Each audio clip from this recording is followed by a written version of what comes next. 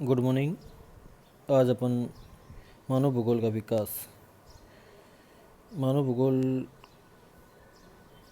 का यह तृतीय चैप्टर है जिसमें मानव भूगोल का विकास उसके बारे में अध्ययन करेंगे। Development of human geography part second year.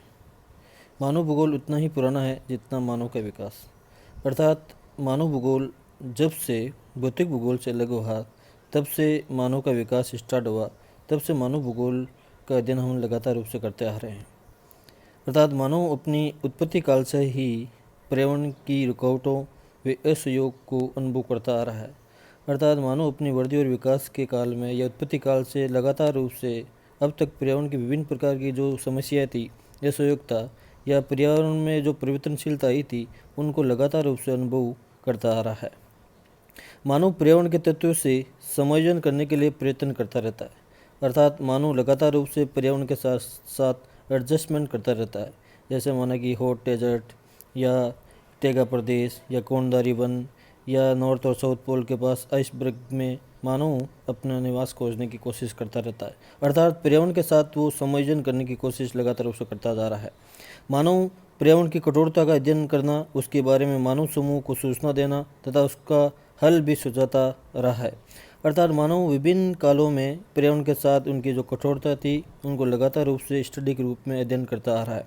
अर्थात मानव समूह को ये सूचना भी देता रहा है तथा उसका हल भी सुझाव के साथ देता रहा है कि किस प्रकार के पर्यावरण को या किस प्रकार के पर्यावरण में अपन को अनुकूलन या समायोजन करना होता है।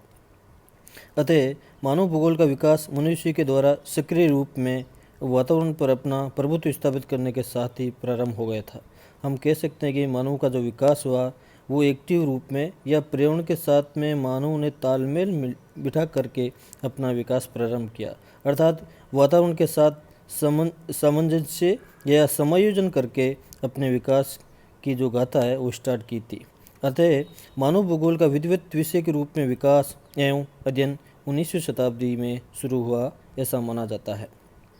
इसके अलावा 15वीं तथा 16वीं शताब्दी में भी यूरोप के खोजकर्ताओं के द्वारा नवीन क्षेत्रों की खोज में संग्रहित भौगोलिक जानकारियों ने मानव भूगोल के विकास को नई दिशा दी थी। यूरोप के लोग 15वीं और 16वीं शताब्दी में या विभिन्न प्रकार की समुद्री यात्राओं के द्वारा या भौगोलिक जानकारियों के द्वारा मानव भूगोल या मानव की जो नवीन क्षेत्रों की खोज थी या खोजकर्ताओं के द्वारा जो भौगोलिक जानकारियाँ प्राप्त की थी वो मानव भूगोल के विकास में एक महत्वपूर्ण मील का पत्थर साबित हुई। माइल्ड स्टोन के रूप में 15वीं और 16वीं शताब्दी को माना जाता है। अतः सर्वप्रथम जर्मन विद्वानों ने मानव भूगोल के संबंध में अपने विचार प्रस्तुत किए, जिनमें प्रमुख है। अतः सर्वप्रथम जर्मन या यूरोपियन कंट्रीज में मानव भूगोल के विकास की गाथा स्टार्ट हुई थी, जिसमें सबसे प्रमुख था इमैनुएल कांट, जो 1724 से 1804 के बीच इनका जीवन काल रहा था। कांट ने भौतिक तथ्यों को मानवीय जीवन का आधार माना तथा भूगोल के 6 भाग माने थे: प्राकृतिक, गणित, नैतिक, व्यापारिक, राजनीतिक, धार्मिक भूगोल या वातावरण विश्वास भूगोल के रूप में कांट ने मानव भूगोल की प्रमुख 6 ब्रांचेस मानी थी, जिसमें प्राकृतिक थी, नेचुरल जो प्रकृति से प्राप्त होती है, गणित, नैतिक, व्यापारिक जो व्यापार से या आयात निर्यात से संबंधित थी, राजनीतिक व धार्मिक भूगोल आदि या फिर वातावरण विश्वास भूगोल के रूप में इमैनुएल कांट ने मानव भूगोल के विकास में अपना योगदान दिया। दूसरा था हम्बोल्ट, 1759 से 1859 के बीच इनका जीवन काल था। इसको जैव भूगोल का संस्थापक माना जाता है या फाउंडर माना जाता है। इनका प्रसिद्ध ग्रंथ कॉस्मोस जो 5 खंडों में विभक्त हैं, उन्होंने मानव पर्यावरण के बीच पारस्परिक संबंध का विश्लेषण किया था। हम्बोल्ट ये कई बार एग्जाम में भी आ चुका है कि कॉस्मोस कितने खंडों में विभक्त हैं, तो आप लोगों को ध्यान रखना है। कॉस्मोस के 5 खंड है और हम्बोल्ट का सबसे प्रमुख ये ग्रंथ माना जाता है, जिसमें मानव और पर्यावरण के बीच पारस्परिक संबंधों का अध्ययन किया गया है। मानव किस प्रकार से पर्यावरण के साथ रहकर अपना विकास और वृद्धि करता है और पर्यावरण को नुकसान पहुंचाए बिना वो पर्यावरण के साथ रह करके अपनी जीविका या आजीविका या जीवन यापन करता रहता है।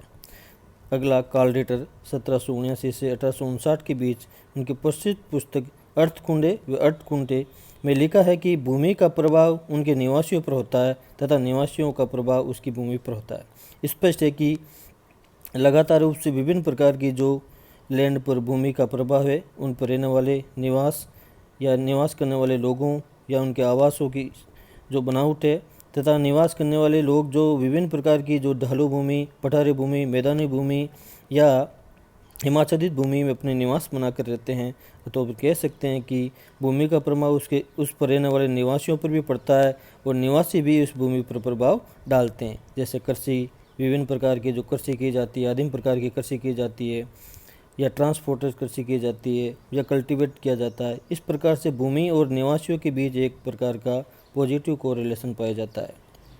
डार्विन की प्रसिद्ध पुस्तक ओरिजिन ऑफ स्पीसीज 1859 में वातावरण और जीवों के संबंध की घनिष्ठता को समझाता है। डार्विन कहता है कि जो जीव वातावरण के अनुकूल अपनी वृद्धि और विकास कर लेता है तो वह जीवित रह जाता है, और वातावरण और जीवों के बीच अगर संबंध नहीं पाया जाता है या वातावरण के साथ वो अपना संबंध नहीं बना पाता है तो वो जीवित नहीं रह पाता है। रेड जेल 1844 से 1904 के बीच 1882 व 1891 में एंथ्रोपोजोग्राफी का 2 खंडों में प्रकाशन किया था।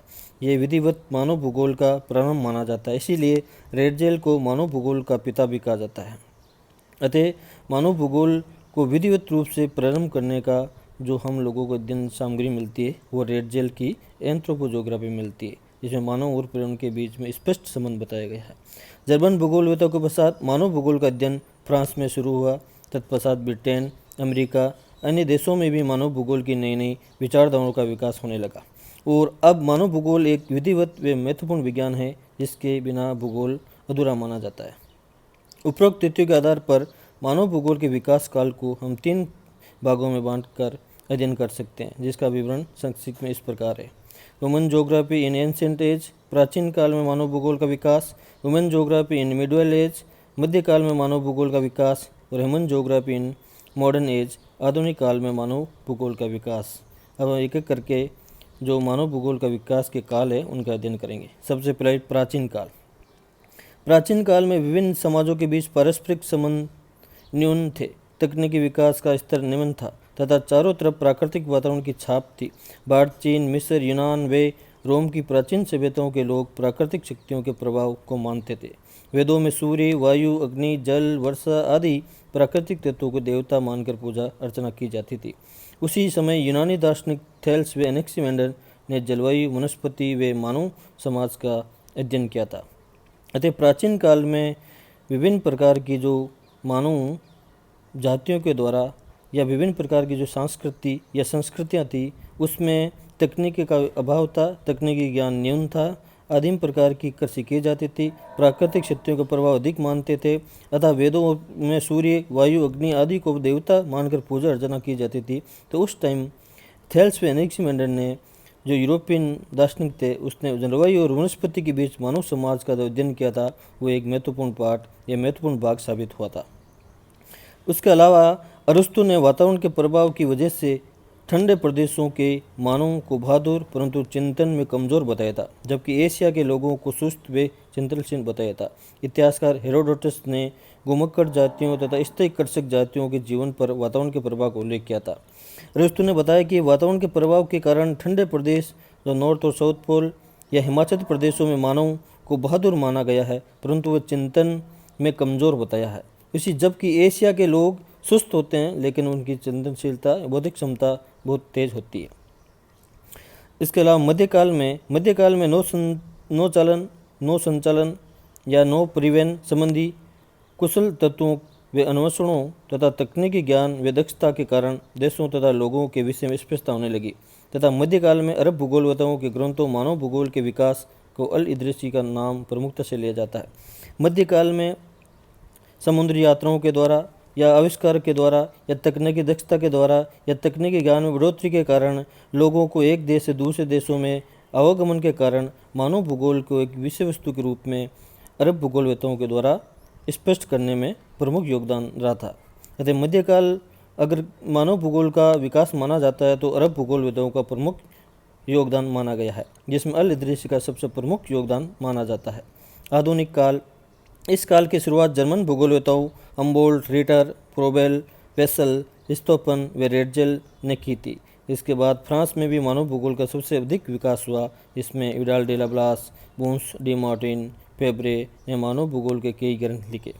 अमेरिका में भी एलन सैम्पल, हंटिंगटन, कार्ल सावर ग्रिफिथ टेलर, बिटन वेबरसन, मैकिंडर, रॉक्सबी, प्लूर ने आधुनिक मानव भूगोल के विकास में विशेष योगदान था। अतः मानव भूगोल का विकास निरंतर अभी भी चलता जा रहा है। ये नवीन प्रकार की विषय वस्तु है, नवीन प्रकार का सब्जेक्ट है, जिसमें लगातार रूप से परिमार्जन, नवीन प्रकार की जानकारी इकट्ठी की जा रही है। अतः मानव भूगोल के जो विकास का काल है उसको 3 भागों में बांटा गया है: प्राचीन काल, मध्यकाल और आधुनिक काल। आधुनिक काल में अपन विभिन्न प्रकार की जो संस्थाएं हैं, जैसे जर्मन विचारधारे, फ्रांसीसी विचारधारे, ग्रेट ब्रिटेन की विचारधारा, अमेरिका की विचारधाराओं का भी अध्ययन मानव भूगोल के विकास में महत्वपूर्ण माना गया है।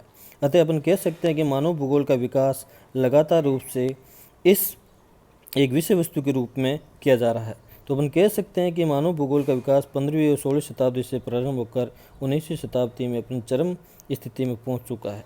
अतः हम ये भी मानते हैं कि मानव भूगोल का विकास आने वाले समय में और भी स्पष्ट रूप में हम अध्ययन सामग्री के रूप में उपलब्ध होगा। ओके।